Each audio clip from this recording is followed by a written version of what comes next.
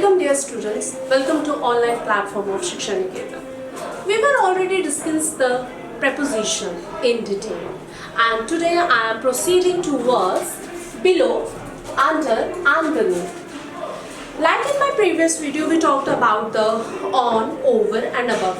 They are quite interlinked with each other. Similarly, below, under and beneath are again quite related to each other. Let's start with the under.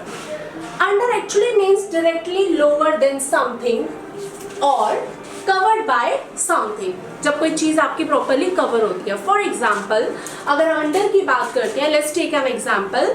The cat is under the tree. तो cat जो है वो क्या है? Under the tree है. Tree ने basically इसको क्या किया है? Cover किया हुआ है. Let's talk about the use of the under. It is used when one object is physically lower or covered by the another. For example, cat is covered under the tree. तो cat basically covered है. Other object यहाँ पे कौन है? Tree है. Let's take another example. The shoes are under the table. Let's proceed now towards another example. He wore a T-shirt under his jacket. तो जो T shirt उसने पहनी है क्या लिखा है? He wore a T-shirt under his jacket. T shirt पहनी है जैकेट के नीचे, तो मतलब जो टी शर्ट है वो कवर्ड है जैकेट के नीचे. Next example that I already discussed with you. The cat is hiding under the tree. Next the cat is under the tree. Now this is all about the under. Let's proceed towards the below. Below, lower than something but not necessarily directly under or in contact. किसी चीज के नीचे ही है but it is not necessary कि वो contact में हो, ये जरूरी नहीं है.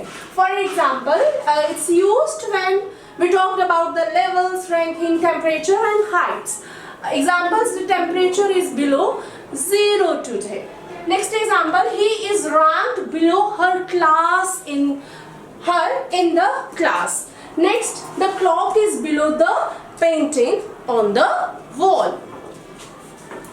Next, the roots of the tree grow below the ground. Roots आप सबको पता है क्या होती हैं, और रूट्स जो है वो ट्री के नीचे होती हैं. अगर हम अंडर बोल रहे हैं तो मैंने बोला the cat is hiding under the tree. जब मैंने बिलो की बात की तो आप रूट से समझ सकते हैं the roots are below the tree. Let's proceed towards the beneath. Beneath used when a sense of being hidden, covered or even less worthy. Means जब कोई चीज़ जो है बिल्कुल छुपी हुई है, जैसे हम सब जानते हैं कि हमारा कोल पेट्रोलियम जो है वो अर्थ के अंदर होता है, तो हम वहाँ पे beneath का यूज़ करेंगे. Let's talk about its uses now. It's sometimes uses in formal and literary context. जैसे आप poets की बात करते हैं, हम जब literature की बात करते हैं तो sometimes for explanation, ठीक है, poets की explanation आपको पता है तो वहाँ पे beneath का maximum use होता है. Let's take some of the examples. The treasure was buried beneath the sand. देखो covered है, छुपा हुआ है, beneath नीचे लो लेवल पे, इसीलिए हमने वहां पे सैंड का यूज किया. He looked up at the stars beneath the night sky. वो कहाँ पे देख रहा है? स्टार्स को देख रहा है, और वो कहाँ पे है? Beneath the night sky. And the last example is precious stones, जिनकी मैंने अभी अभी बात की थी कि कुछ चीजें कवर होती हैं like coal and petroleum, like various gems. Precious stones are found beneath the surface of the earth. So बच्चे यहाँ ध्यान से सुनना, मैंने 3 चीजें बताई, under, below और beneath. Under जब कोई चीज कवर में हो, किसी के कॉन्टेक्ट में हो. नेक्स्ट आ जाएगा बिलो जब हम रूट्स की बात कर रहे हैं. रूट्स जो है वो क्या है? आपको विजिबल नहीं है, कॉन्टेक्ट में हो भी सकता है वो चीज या नहीं हो सकती है.